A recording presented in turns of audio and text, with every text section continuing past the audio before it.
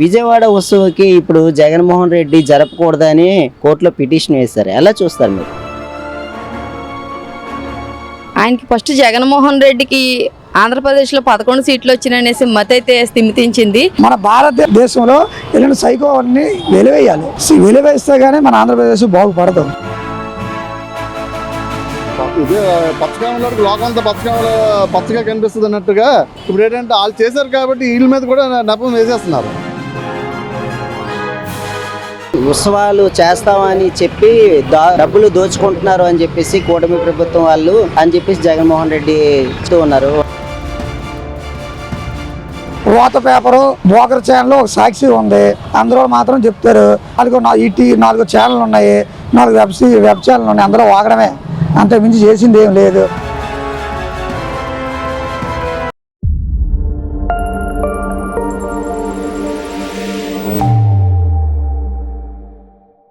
విజయవాడ ఉత్సవకి ఇప్పుడు జగన్మోహన్ రెడ్డి జరపకూడదని కోర్టులో పిటిషన్ వేశారు. ఎలా చూస్తారు మీరు? ఆయనకి ఫస్ట్ జగన్మోహన్ రెడ్డికి ఆంధ్రప్రదేశ్లో 11 సీట్లు వచ్చిననేసి మతైతే స్థిమితించింది. ఇప్పుడు కొత్తగా ఒక ఊర్లోను ఒక రాష్ట్రంలోనూ ఉత్సవాలు చేస్తానంటే ఇంకా చాలా హ్యాపీ ఫీల్ అవ్వాలి. పక్క రాష్ట్రాలు చూడండి, మన ఎక్కడ కర్ణాటకే కానీ మన తెలంగాణ కానీ ఎక్కడ ఏ రాష్ట్రంలో చూసినా ఉత్సవాలు అన్నది చాలా గ్రాండ్గా చేస్తారు. ఇప్పుడున్న కూటమి ప్రభుత్వం తీసుకొచ్చింది ఇలాగా మనం ఆంధ్రప్రదేశ్లో కూడా ఇలా చేసుకుంటే బాగుంటుంది అనేసి తీసుకుని వచ్చింది. జగన్మోహన్ రెడ్డికి మతి శ్రమించి మాట్లాడుతుండో ఏమైతే మాట్లాడలేదు. ఇంకొకటి ఏంటంటే జగన్మోహన్ రెడ్డి హయాంలోనూ ఆయన ప్రభుత్వం ఉన్నప్పుడు మత రాజకీయాలు చేశాడు. చర్చిలకు పర్మిషన్లు ఇచ్చి పాస్టర్లను ఎంకరేజ్ చేసి అయితే చాలా మత రాజకీయం అయితే చేశాడు. జగన్మోహన్ రెడ్డికి చిన్న పిల్లోళ్ళలాగా ప్రవర్తిస్తున్నాడు. అసెంబ్లీకి రావటం లేదు, నేను రావాలి అని అంటే ఏదో చిన్నపిల్లాడు స్కూల్కి వెళ్తున్నట్టు ఏడుస్తున్నాడు. నాకు ప్రత్యేకత ఇది ఇస్తేనే కానీ రాను అనేసి. నీతో పాటు నీది వెనకాల ఉన్న 10 మంది ఎమ్మెల్యేలను కూడా చెడగొడుతున్నా, వాళ్ళ నియోజకవర్గాలు పనులు చేసుకోకుండా ఏంది చెడగొడుతున్నా. జనాలు నువ్వు ఇదే గాని అమ్మవారితో పెట్టుకుంటే నువ్వు నల్లమల్ల ఫారెస్ట్కి వెళ్ళిపోతావు. జనాలు ఆల్రెడీ 150 ఓట్లను మధ్యలో 5 ఎగరగొట్టారు.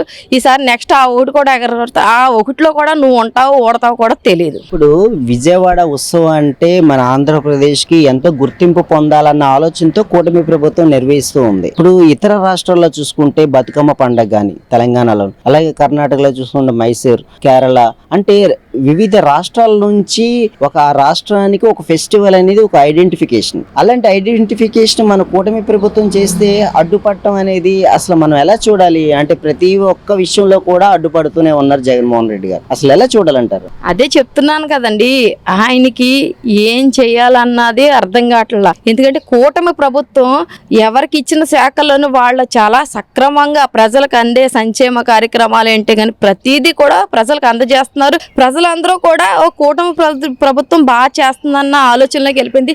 జగన్మోహన్ రెడ్డికి నెక్స్ట్ నేను వస్తానో రానా అన్నది ఆ డౌట్ అయితే పట్టుకుని ఇలా ఏదోలాగా వ్యతిరేకంగా మాట్లాడాలి, వ్యతిరేకంగా చెయ్యాలని చెప్పేసి ఇదంతా చూస్తుంటే జగన్మోహన్ రెడ్డి హిందువా క్రిస్టియనా? ప్రజలు అది గమనించండి. మనం ఆంధ్రప్రదేశ్లోను అన్ని సమకూలన రాజకీయంగా ఉండాలి అంటే అన్ని మతాలని గౌరవించే ఒక నాయకుడిని ఎంచుకోవాలి. కానీ జగన్మోహన్ రెడ్డి ఎప్పుడు క్రిస్టియన్ మతాన్ని ప్రోత్సహిస్తూ మన హిందూ మతాన్ని అయితే ఆయన వెనక్కి ప్రయత్నం అయితే చేస్తున్నారు. ప్రతి ఒక్కళ్ళు కూడా గమనించండి. కూటమి ప్రభుత్వం ఏది చేసినా కానీ ఆంధ్రప్రదేశ్ స్కోరే అయితే చేస్తున్నారు. చంద్రబాబు నాయుడు గారు కానివ్వండి, మన డిప్యూటీ సీఎం పవన్ కళ్యాణ్ గారు కానీ, నారా లోకేష్ గారు అండి, ప్రతి ఒక్కటి కూడా అంటే పక్క రాష్ట్రాలు అక్కడ ఉత్సవాలు జరుగుతున్నాయని మనం ఆ ఉత్సవాలకు పరిగెత్తుకోకుండా మన ఆంధ్రప్రదేశ్లోనే ఒక ఉత్సవం చేద్దామని అయితే వీళ్ళు మా అందరికైతే మంచి నిర్ణయం అయితే తీసుకున్నారని చెప్పేసి మేమైతే కోరుకుంటున్నాం. జగన్మోహన్ రెడ్డి గారు ఇప్పటికైనా మీరు కొంచెం మారితే బాగుంటుందండి. ప్రజలకి దగ్గరగా చేరువులాగా మీరు వెళ్ళండి, కానీ ఇలాంటి మత రాజకీయాలు అయితే దయచేసి అయితే మీరు చేయకండి. మీరు విజయవాడ ఫెస్టివల్ ని ఆఫ్ చేసేయాలని చెప్పేసి జగన్మోహన్ రెడ్డి గారు కోర్టులో పిటిషన్ వేశారు. అంటే విజయవాడ ఫెస్టివల్ ని ఎందుకు ఆపేయాలని ఆయన అనుకుంటున్నారంటారు? ఏం లేదండి, ఆయన మానసికంగా దెబ్బతిన్నాడు. కారణం ఏంటంటే 11 సీట్లు వచ్చి అసెంబ్లీకి సిగ్గుకి వెళ్ళలేకపోతున్నారు. వాళ్ళు అడిగే సమాధానం చెప్పలేకపోతున్నారు. ఏం చేయలేదో తెలియడం లేదు. గత ప్రభుత్వంలో గుడిసెట్లు వేసుకొని ఏదో చేస్తాడు నామరూపానికి. ఇప్పుడు వాళ్ళకి ఆడడం లేదు. ఫెస్టివల్ చేస్తే తప్పేటండి వాళ్ళకి. భారతదేశంలో విజయదశమి ఉత్సవాలు కలకత్తాలో బాగా చేస్తారు. తర్వాత అదే ఉత్సవాలు మనం ఆంధ్రాలో కూడా బాగా చేయాలని చంద్రబాబు నాయుడు గారు విజయవాడలో చేస్తున్నారు. చేస్తే ఆయనకు వచ్చే బాధ ఏంటి అర్థం కావట్లేదు. ఆయన మానసికంగా దెబ్బతిన్నాడు. అది దాన్ని జనాలు తెలియడానికి నేను ఒకనున్నాను జనాలు అనుకోవడానికి ఏదో ఒక ఫిటేషన్.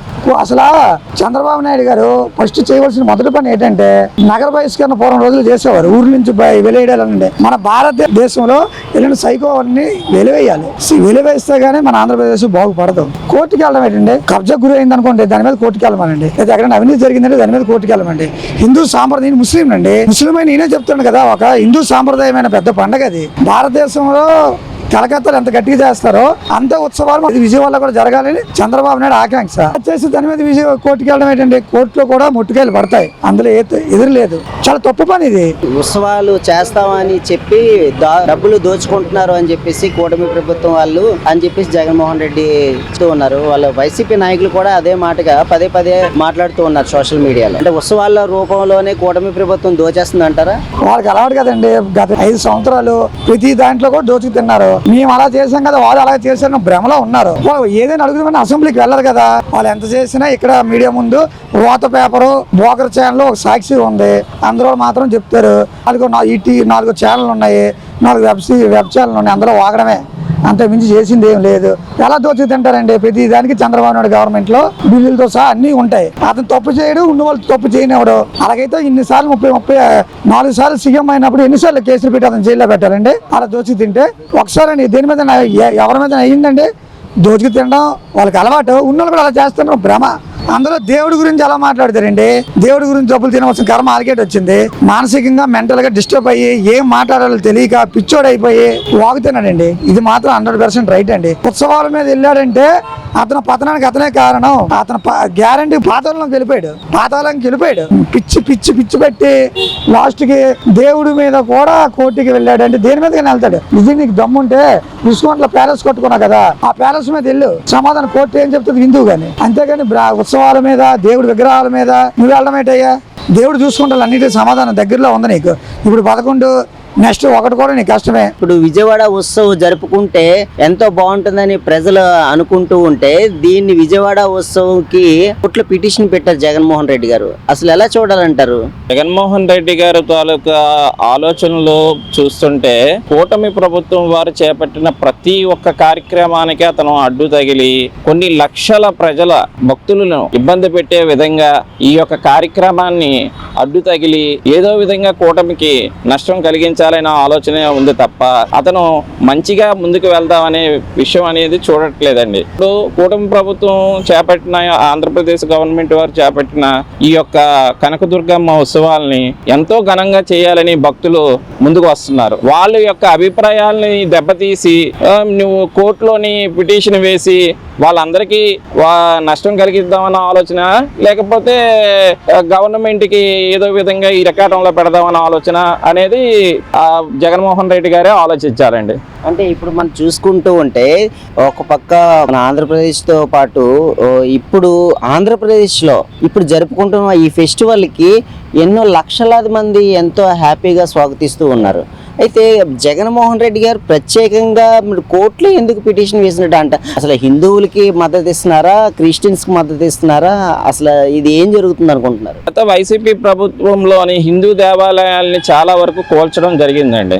ఇంకా అతనికి ఈరోజు బుద్ధి రాలేదు.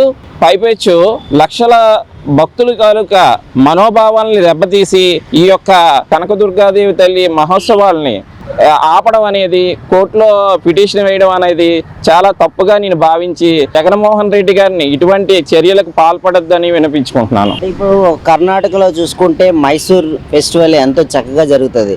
మరొక పక్క తెలంగాణలో బతుకమ్మ పండుగ ఎంతో చక్కగా జరిపిస్తూ ఉంటారు. ప్రతి రాష్ట్రానికి ఒక ఫెస్టివల్ గా గుర్తుండిపోయేటట్టు చేసుకుంటూ ఉన్నారు.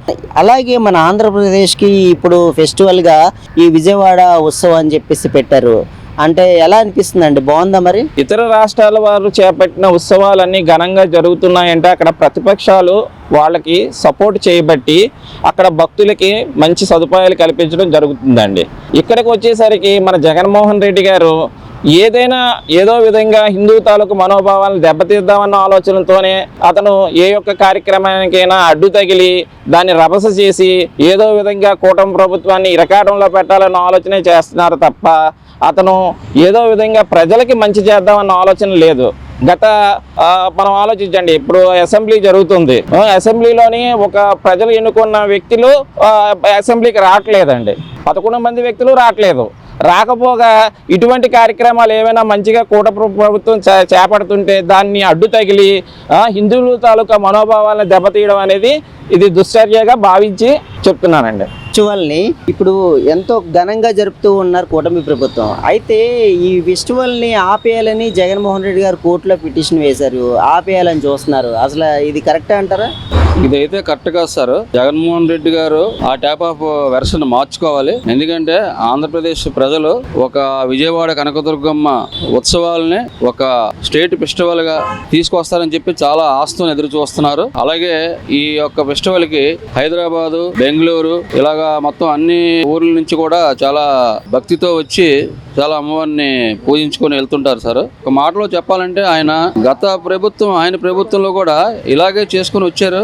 ఆయన క్రిస్టియనా, అసలు ముస్లిమా, అసలు హిందువా అనేది ఒక క్లారిటీ మాకు రావట్లేదు సార్. అదొకటి నాకు ఎప్పటి నుంచో డౌట్ గా ఉంది.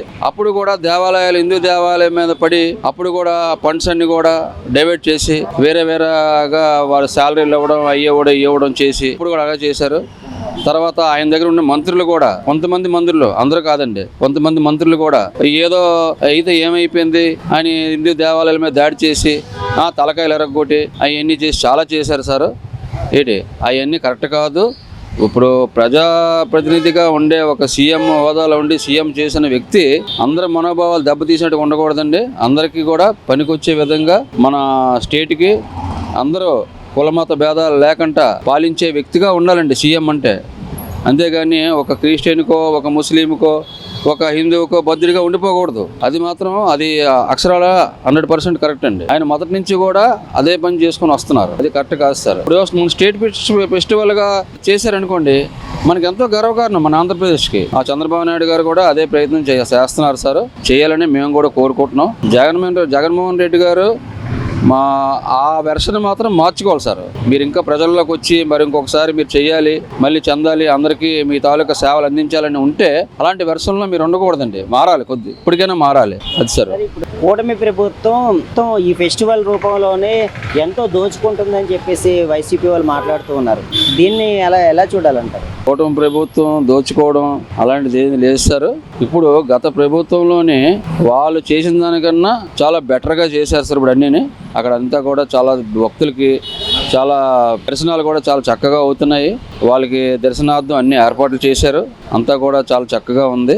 అదైతే మాత్రం అది అబద్ధం సార్. మాకు తెలిసి మేము కూడా ఈ మధ్యకాలంలోనే విజయవాడ వెళ్ళొచ్చాం. మాకు చాలా అప్పుడు చాలా ఇబ్బందులు పడ్డాం సార్. ప్రక్రియ అనేది కరెక్ట్గా ఉండేది కాదు. ఇప్పుడు అంతా కూడా కరెక్ట్గా ఉంది సార్. మన గవర్నమెంట్ వచ్చిన తర్వాత, కూటమి ప్రభుత్వం వచ్చిన తర్వాత వెళ్ళాము, అంతా బాగుంది, చూసాము. అంటే దేవుడి మీద మనం అబద్ధాలు ఆడే దీంట్లో వెళ్ళకూడదు. అలా టైప్ మనుషులను కూడా మేము కాదు. కానీ ఇప్పుడు చాలా బాగుంది సార్. విజయవాడ ఉత్సవాల్లో ఎంతో అవినీతి జరిగిందని చెప్పేసి కోర్టులో పిటిషన్ వేశారు జగన్మోహన్ రెడ్డి గారు. అంటే ఇది ఆఫ్ చేయాలని చెప్పేసి అసలు ఎలా చూస్తారు మీరు సార్? ఇప్పుడు కోర్టులో వేశారంటే ఇప్పుడు ఆయన హిందువా, క్రిస్టియనా ఏంటో ఆయనకి ఐడియా లేదండి. ఇప్పుడు మామూలుగా ఇప్పుడు ఉత్సవాలు జరుగుతున్నాయి. ఇప్పుడు 30 రూపాయల క్యూ లైన్ ఉంది, 50 రూపాయలు ఉంది, 100 రూపాయలు ఉంది, 200 రూపాయలు, 300 రూపాయలు ఉన్నాయి. దగ్గరికి వెళ్ళిన వెంటనే జనాలు క్రౌడ్ బట్టి అంటే ఫ్రీ లైన్ లో ఉన్న వాళ్ళని కూడా తీసుకొచ్చి 300 రూపాయలు పెట్టి చిన్నపిల్లలు అలా ఉన్న వాళ్ళకి క్యూ లైన్ అంటే ఫ్రీగా ఉన్న లైన్లో పంపించి దర్శనం ½ అన్ అవర్ నుంచి 1 అవర్ బిలో జరిగిపోతుందండి. దీన్ని ఆయన ఏంటంటే ఇక్కడ ఏదో జరిగిపోతుంది, ఏదో అయిపోతుంది, అవినీతి జరిగిపోతుందని ఆయన కోర్టులో వేశారండి. కోర్టులో వేశారు కానీ ఇక్కడ ఏం అవినీతి జరగలేదండి. గతసారి మజ్జిగ వాటర్ ఇచ్చేవారు, ఈసారి కూడా అదే వాటర్ అదే మజ్జిగ ఇస్తున్నారండి. ఇప్పుడు ఏంటంటే ఎక్స్ట్రా పాలు కూడా ఇస్తున్నారండి, పిల్లలకి పాలు కూడా ఇస్తున్నారు. పాలు ఇచ్చిన తర్వాత ఈయన ఏం చేస్తున్నాడంటే అవినీతి జరిగింది అన్న అంటే కిందసారి అవినీతి జరిగితే కదండి ఈసారి అవినీతి జరిగినట్టు. మరి అదే ఇస్తున్నారు, ఇవి ఇచ్చారు, కాకపోతే పాలు ఎక్స్ట్రా ఇచ్చారు, ఫ్రీగా పంపిస్తున్నారు. ఇన్న లైన్లో వచ్చిన తర్వాత అమ్మవారి దర్శనం చేసుకున్నప్పుడు ఏం చేసేవారు అంటే తోసుకెళ్ళిపోతుండేవారు, నెట్టేసేవారు బయటికి. ఇప్పుడు అలా కాదు, ఒక నిమిషం అమ్మవారిని చూడండి ఒక నిమిషం ఉంచి చూసిన తర్వాత వాళ్ళు తనిఖీ తీరిన తర్వాత ఇప్పుడు బయటికి పంపిస్తున్నారు మామూలుగా దీనిగా. ఇప్పుడు ఏం చేస్తున్నారంటే అవినీతి జరిగిందని కోర్టులు వేశారు, ఇవి అవి చేస్తున్నారు. గత టైంలోని అక్కడ ఉన్న local minister, endowment minister Vellampalli Srinivas గారు బోల్డ్ అవినీతి జరిగి, అంటే అతను కాదు, అతని దగ్గర ఉన్న వర్గం ఏంటంటే అక్కడ విగ్రహాలు అవన్నీ పోయాయి, అవన్నీ వెండి పోయింది. పోతే కేజీ 10 కేజీలు పోతే కొడాలి నాని గారు మిద్దులు మేడలు కట్టేస్తారని అన్నారు.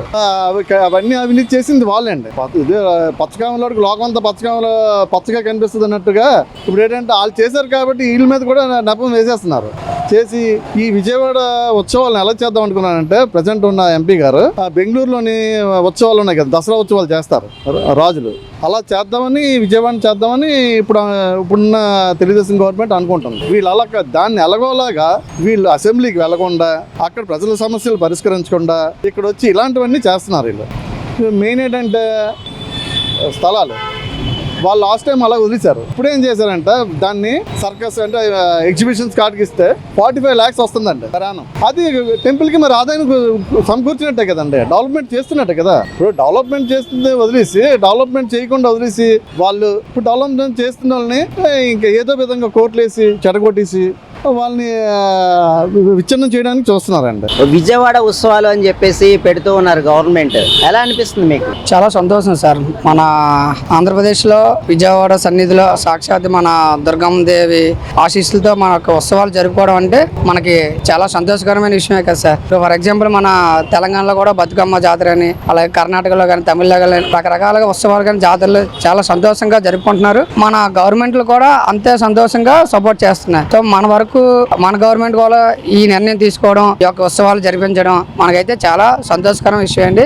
ఆంధ్రులంతా చాలా గర్వించదగ్గ విషయమే. మనందరూ చాలా సంతోషంగా జరుపుకోవాలండి. ఇటువంటి ఉత్సవాలకి మనందరం భక్తులు కానీ మన గవర్నమెంట్లు కానీ ఎల్లప్పుడూ సపోర్ట్ అయితే చేయాలి సార్. మరి జగన్మోహన్ రెడ్డి గారు దీన్ని కోర్టులో పిటిషన్ వేశారు ఈ ఉత్సవాలు జరపకూడదు అని, మరి దీన్ని ఎలా చూస్తారు మీరు? సార్ దీని వరకు రాజకీయంగా మనం ఏమీ స్వాగతించకూడదు సార్. ఇది మన అమ్మవారి సాక్షాత్ మన విజయవాడ కనకదుర్గమ్మ అమ్మవారి జాతరను మనం చేసుకోవడం, ఇలా ఉత్సవంగా జరుపుకోవడం అంటే మనం అందరం సంతోషంగా ఎంతో పండగగా జరుపుకోవాలి సార్. దీనికి ఏ విధమైన పాలిటిక్స్ అనేది రాజకీయం అనేది మనం అసలు దాన్ని అనేది మనం ఎంకరేజ్ చేయకూడదు సార్. దీన్ని మనం సంతోషంగా ఆంధ్రులు హ్యాపీగా సంతోషంగా పండగనైతే జరుపుకోవాలి సార్. పిటిషన్ పెట్టారు కదా కోర్టులోని జగన్మోహన్ రెడ్డి గారు, మరి ఇలా పెట్టడం కరెక్టే అంటారా? పెట్టడం అంటే ఈ భగవంతుని జాతర మనం జరుపుకోవాలన్న దాని మీద కోర్టులో పిటిషన్లు పెట్టడం అనేది కరెక్ట్ అయితే కాదు. సో అటువంటివి అయితే ఎవరు ఇచ్చారు. మన వరకు పండగని ఇలాంటి ఉత్సవాలు నెక్స్ట్ ఏ గవర్నమెంట్ అని రావచ్చు, ఇలాంటి ఉత్సవాలు అయితే సపోర్ట్ చేయాలని మనం కోరుకుంటున్నాం కదా సార్. వాళ్ళు పెట్టకపోవడం అంతా భగవంతుడి ఆశీస్సులు ఉంటే ఏ ఉత్సవాలైనా 100% ముందుకు వెళ్తారు సార్. దానికి ఎవరైతే ఆటంకం పరచలేరండి.